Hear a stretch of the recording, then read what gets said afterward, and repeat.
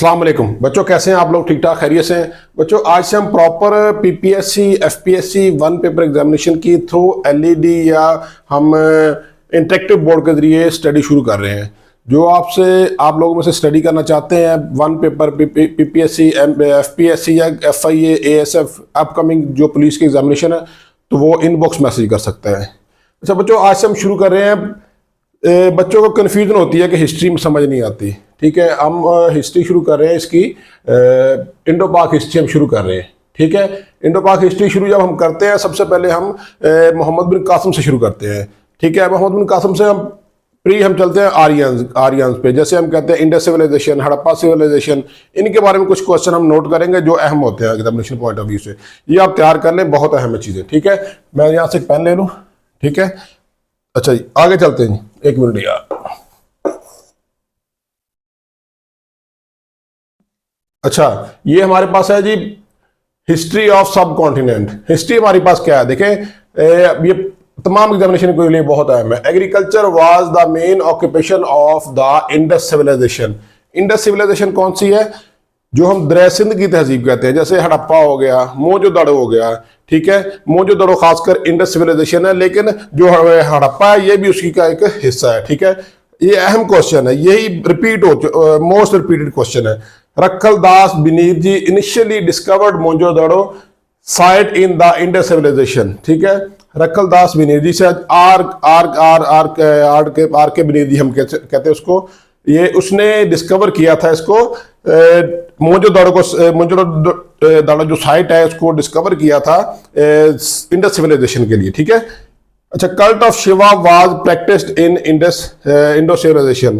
Cult of Shiva, ये शिवा की practice करते थे। मतलब इनका रिलीजन था, शिवा की प्रैक्टिस करते थे, शिवा की इबादत करते थे। ठीक है, the great bath is the part of a large citadel. ठीक है, complex that was founded in 1920 during excavations of Mohenjodaro site. ठीक है, फिर आ जाता है जी iron was not known to the Indus civilisation people. जो इंडस सिविलाइजेशन पीपल थे उनको लोहे के बारे में नहीं पता था, मतलब लोहे का इस्तेमाल नहीं करते थे, ना वो जानते थे। The copper age was the time period between the neolithic and bronze age. ठीक है, ये भी क्वेश्चन बहुत अहम है। इंडस सिविलाइजेशन देखें, Indus civilization is known as pre Aryan civilization because of the evidence of the script. Pre Aryans भी कहते हैं हम इंडस सिविलाइजेशन को, द्रैया सिंध की तहजीब को। ठीक है, the script of the Indus civilisation was Dravidian. ठीक है, the Indus people knew the use of gold. देखे ना, वो जानते थे इस्तेमाल करना सोने का, सिल्वर का और कॉपर का। ठीक है, बाकी वो किसी चीज का इस्तेमाल करना नहीं जानते थे, मींस के लोहे का इस्तेमाल करना वो नहीं जानते थे। ठीक है, आगे हमारे पास था Mohenjodaro site was discovered by RD. देखा, वही रखलदास बिनीरजी इन 1922। 1922 में रखलदास बिनीरजी, आरडी बिनीरजी था, उसने मोहनजोदड़ो साइट को डिस्कवर किया था। मोहनजोदड़ो कहते हैं, मोहनजोदारो भी कहते हैं। ठीक है, इंग्लिश में is also known as a mount of dead. ये भी क्वेश्चन अहम है कि हम मोहनजोदड़ो को माउंट ऑफ डेड भी कहते हैं। ठीक है, ये भी आपने नोट करने वाली अहम चीजें हैं। ठीक है, ये भी क्वेश्चन नोट करने वाला है। ठीक है, ऐसे चल। ठीक है, आगे चलते हैं जी। The sea route to India, जो सी रूट था इंडिया के लिए, the sea route to India was discovered in 1498 में वास्को डे गामा, एक पुर्तगाली था, उसने सी रूट डिस्कवर किया था इंडिया के लिए। ठीक है, मींस के सी रूट के रास्ते वो इंडिया आया था। The first European came to India for trade were Portuguese. पुर्तगाली थे जो इंडिया में सबसे पहले ट्रेड के लिए आए थे। ठीक है, फिर उनको ईस्ट इंडिया कंपनी ने आके उनको यहां से निकाल दिया। The tax collected by the Marathas, मराठे जिसे हम कहते हैं, वाज नोन एज ए चोट। जो मराठे थे हिंदू थे, जो टैक्स कलेक्ट करते थे उसको हम कहते चोट कहते थे। अच्छा, सरंगापटम is associated with Tipu Sultan. देखें, जो टीपू सुल्तान था वो मैसूर का बादशाह था, मैसूर का राजा था। सरंगापटम उसका दारुल हुकूमत था, उसका दारुल खिलाफा था, इसलिए सरंगापटम को एसोसिएट किया जाता है टीपू सुल्तान के साथ। ठीक है, ये अहम क्वेश्चन, सारे अहम क्वेश्चन है। देखिए, Tipu Sultan was defeated in the 14th Anglo Mysore 4th Anglo Mysore war and martyred in 1799। देखिए, जो टीपू सुल्तान था वो जो चौथी एंग्लो मैसूर वार थी, इंग्लिश और मैसूर वार थी, उसमें वो उसकी डेथ हुई थी और 1799 में इसकी डेथ हुई है। असल में चौथी मैसूर वार थी और सन था 1799। टीपू सुल्तान, देखें, Tipu Sultan known as a, ये देखें, टीपू सुल्तान क्या नाम जाना था? इंट्रोडक्शन ऑफ न्यू कैलेंडर, ठीक है, and new system of coinage, new scale और वेट एंड मेजर्स, ठीक है। इसको जाना जाता है कि इसने न्यू सिस्टम इंट्रोड्यूस करवाया था, ठीक है। ठीक, आगे चलते हैं जी। इन 1957 नवाब, ये यहां पे गलत लिखा हुआ है, 1957 नहीं है, ये है जी आपका 1797, ठीक है। मैं पहले लेता हूं यहां से 1757, ठीक है, 1757। In 1757, Nawab Sirajuddaula was defeated by Robert Clive in Battle of Plassey। इसमें कितने क्वेश्चन बनेंगे? इसमें आपके 3 क्वेश्चन बनेंगे, ठीक है। यहां से पहले ले लूं, ठीक है। अच्छा, ये आया आपका 1857, नवाब सिराजुद्दौला, ठीक है, डिफीटेड बाय रॉबर्ट क्लाइव, ठीक है, बैटल ऑफ प्लेसी। क्वेश्चन आया था जी, बैटल ऑफ प्लेसी कब हुई है? तो 1857 में, 1757 में, ठीक है। यहां पे 1700 आएगा, 1757 में, ठीक है। और नवाब सिराजुद्दौला को शिकस्त दी थी किसने? रॉबर्ट क्लाइव ने, और बैटल ऑफ प्लेसी थी, ठीक है। मीर जाफर, अच्छा, मीर जाफर कौन था? मीर जाफर सक्सेडेड सिराज, इसने गद्दारी की थी, मीर जाफर ने गद्दारी की थी किसके साथ? नवाब सिराजुद्दौला के साथ। Mir Jafar succeeded Sirajuddaula in was nawab of Bengal after the battle of Plassey. जब उसने गद्दारी की नवाब सिराजुद्दौला के साथ, तो इसको अंग्रेजों ने बतौर इनाम वहां का नवाब बना दिया। इन 1498, 1498 में Vasco da Gama came to India, ठीक है। Tipu Sultan requested Napoleon for the help to drive out the British from India. Tipu Sultan ने रिक्वेस्ट किससे की थी? नेपोलियन बोनापार्ट से की थी कि जनाब मुझे हेल्प आउट करें मेरी, ताकि मैं यहाँ से उसको इंग्लिश को, ब्रिटिश को निकाल सकूं, ठीक है। यहाँ हमारा हिस्ट्री हमने अहम क्वेश्चन किया। यहाँ से हमारा शुरू होता है मोहम्मद बिन कासिम, ठीक है, 712 से हम शुरू करेंगे, ठीक है। मोहम्मद बिन कासिम का अराइवल कब हुआ है जी? देखिए, arrival of Muhammad bin Qasim बहुत अहम क्वेश्चन है जी। थोड़ा सा इसको हम जूम कर लें ताकि, अच्छा जी। सिंध इज कॉल्ड बाबुल इस्लाम, क्योंकि यहाँ जो हमारा बरसगीर पाक हिंद है, यहाँ पे लोग हिंदुइज्म ज़्यादा था, मुसलमान यहाँ पे नहीं थे। तो वही जो हमारी कहानी बनी हुई है कि जी मोहम्मद बिन कासिम यहाँ पे आया, उसकी लड़की की आवाज़ पे, वो मैं नहीं जाऊँगा, रिलीजियस मामला आता है, मजहबी मामला आता है, हम एग्जामिनेशन पॉइंट ऑफ व्यू से देखेंगे। मोहम्मद बिन कासिम जब सिंध में आया, इसने सिंध फतह किया, तो क्योंकि यहाँ से आने के बाद इस्लाम यहाँ पे आ गया, सिंध मुसलमान यहाँ पे आ गए, तो इसलिए इसको कहते हैं बाबुल इस्लाम, कि यहाँ से इस्लाम दाखिल हुआ है हमारे बर सगीर में। Muhammad bin Qasim was born around 695 AD, 695 AD में तकरीबन, ये अराउंड अबाउट स्पेसिफिक नहीं आ रही, मोहम्मद बिन कासिम पैदा हुए। मोहम्मद बिन कासिम कॉन्क्वेर्ड सिंध इन 712 AD, ठीक है, 712 में इसने सिंध फतह किया। Muhammad bin Qasim was only 17 year old, Muhammad bin Qasim was only 17 year old when he attacked Sindh, जब उसने सिंध पे हमला किया तो वो 17 साल थी उम्र उसकी, ठीक है। ये एक और बता दूं, जो मोहम्मद बिन कासिम था, बनु उमैया का ये एक जर्नैल था, और इसका हज्जाज बिन यूसुफ का ये भतीजा था, उसका वो भी था, दामाद भी था।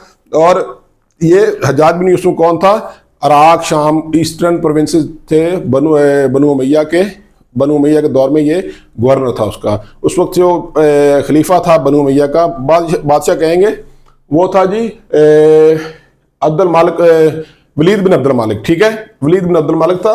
तो Hajjaj bin Yusuf was the governor of eastern provinces during the Banu Umayya period, ठीक है। आगे चलते हैं जी। Muhammad bin Qasim was the son in law and nephew of Hajjaj bin Yusuf का सन इन लॉ भी था, भतीजा भी था। Real name of Muhammad bin Qasim was Imaduddin, ठीक है, यहाँ पे कटा हुआ है अमादुद्दीन उसका रियल नेम था। Muhammad bin Qasim tortured to death in prison of Iraq during the period of Salman bin Abdul Malik. जब 714 में डेथ होगी इसकी हज्जाज बिन यूसुफ की, तो उसने उसके बाद हज्जाज बिन यूसुफ की डेथ भी होगी और 715 में वलीद बिन अब्दुल मालिक की डेथ भी होगी। तो वलीद बिन अब्दुल मालिक के बाद उसका भाई आ गया सलमान बिन अब्दुल मालिक, जो कि नापसंद करता था हज्जाज बिन यूसुफ को और इसके भतीजे को, तो उसने आते ही फिर इसको इराक की प्रिजन में मरवा दिया, ख़त्म करवा दिया इसको, ठीक है। आगे हमारे पास शुरू होता है जी गजनवी डायनेस्टी। गजनवी डायनेस्टी जो है हमारे पास 977 से लेकर 1186 तक चलती है, अबाउट राउंड अबाउट, ठीक है। Subuktigin was the father of Mahmud Ghaznavi है, गजनवी डायनेस्टी। महमूद गजनवी, सुल्तान महमूद गजनवी का जो बाप था सुबुक्तगीन था, उसका नाम था, he was a Turkish conqueror, एक तुर्किश फातेह था।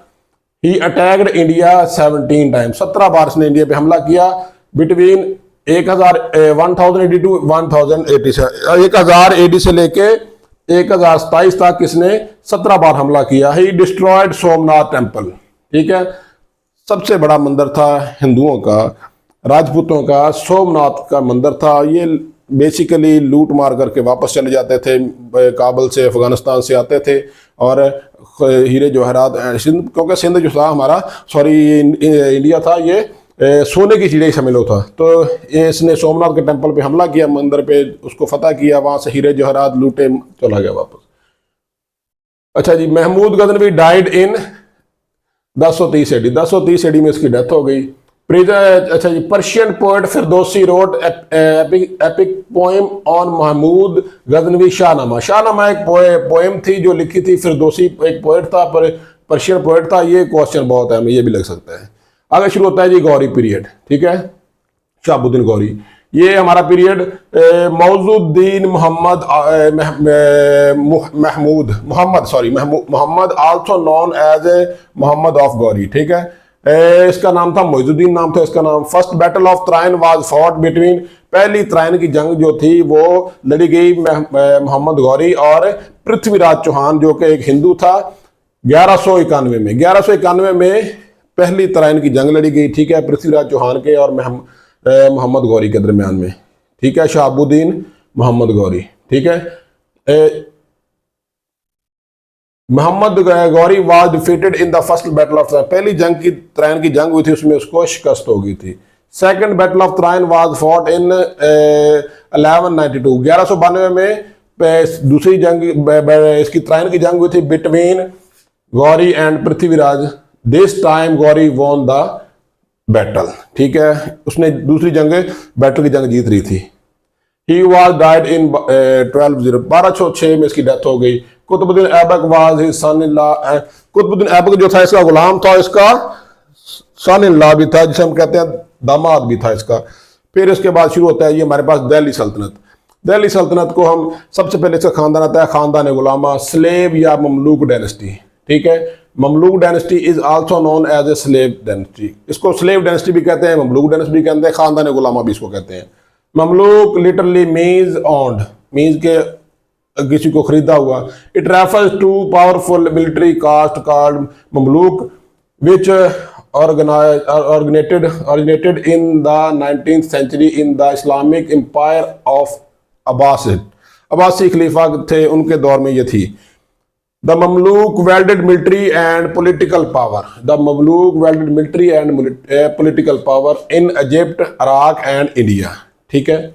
Slave dynasty was established in India by Qutbuddin Aibak, जो कुतुबुद्दीन ऐबक था उसने खानदान गुलामा की यहाँ पे इंडिया में बुनियाद रखी, ठीक है। फर्स्ट रूलर था किसका, स्लेव डायनेस्टी का, कुतुबुद्दीन ऐबक, ठीक है।